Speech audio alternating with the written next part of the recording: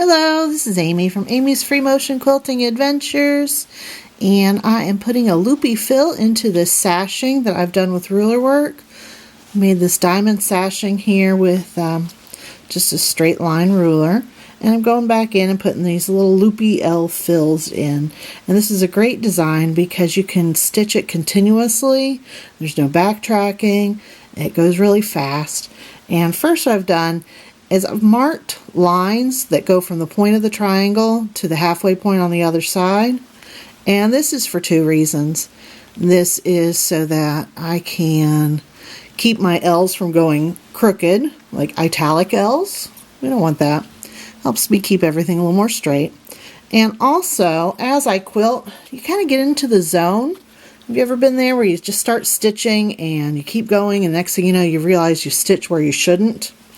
Well, on these triangles, along the sides, I've got these nice big triangles. But then in the corner, let me try to ease that up here. You'll see this better when I'm stitching it. These triangles are smaller.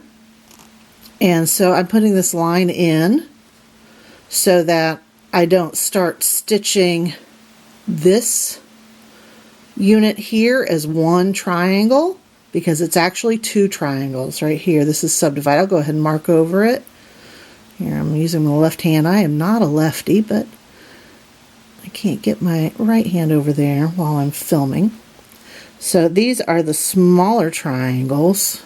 And this is just an air erasable pen. I'm not trying to get it perfectly straight as far as a really nice straight line. I just want to have a guideline to help me keep those L's nice and straight as I stitch and keep me stitching in the right spot. So this is, again, an air erasable pen. This particular pen has an eraser on the end, so I can erase the lines when I'm done if I don't want to wait for the moisture in the air to do its work to remove these marks. And so let's get started on stitching this. I'm just going over here just a little bit. And I've already kind of practiced this design elsewhere, and I'm fitting 3 graduated sizes of L's before I do the one here in the center. And see, that mark really helps me keep that L nice and straight.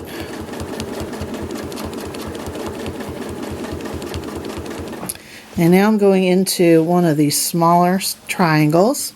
And here I can only fit 2 little L's before I hit the center. So there's 1, 2. These are just plain old cursive L's. We write them out all the time when we're writing, don't we? And there's the last one in there. And now I'm changing direction because this triangle is changing direction.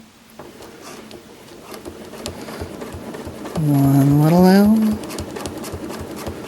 a bigger L, and then the one right there in the middle. When you first start doing this design, it's kind of hard to keep it really uniform, and I think I'm still kind of working on that. But the important part is to just get that one that's in the center nice and straight and even. And as long as you have that one, that's the one that catches the eye. The rest will be fine. So now I'm stitching up this way. And I need to go back in with those marks real quick, as they have faded. I marked it earlier this morning. I live in Virginia. It's pretty humid.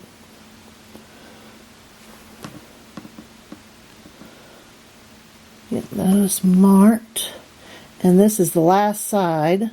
Oh, that line's crooked. Oh well, it will work. This is the last side on this block. And once it's all stitched, you can come to my blog, which is Amy's Free Motion Quilting Adventures.com. Actually, it's freemotionquiltingadventures.com. The title of the blog is Amy's Free Motion Quilting Adventures. And you can see how I've stitched the entire block and how it looks.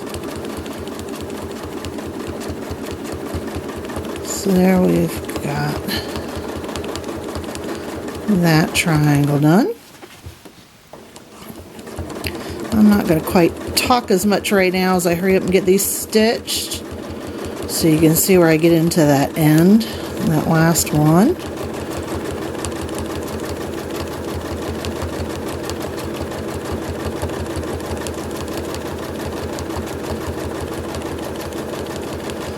But this goes really fast. And like I said, part of the reason I mark is so that I don't get into the flow too much and start stitching where I don't need to. That's one thing I love about free motion. Once you get into that flow, you just keep going. And it's so nice.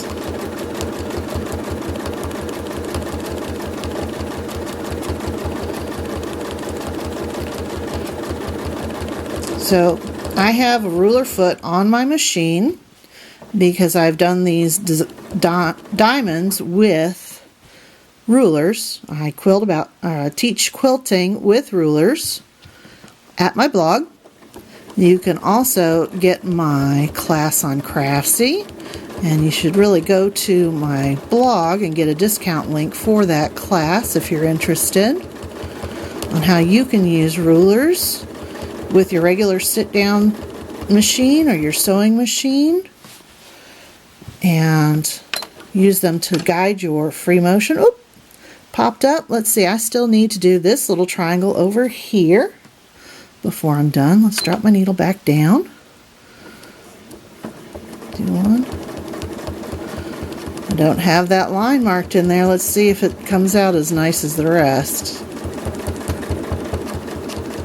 You hear that where my machine gets a little louder? That's because it's getting into those seam allowances of the next block.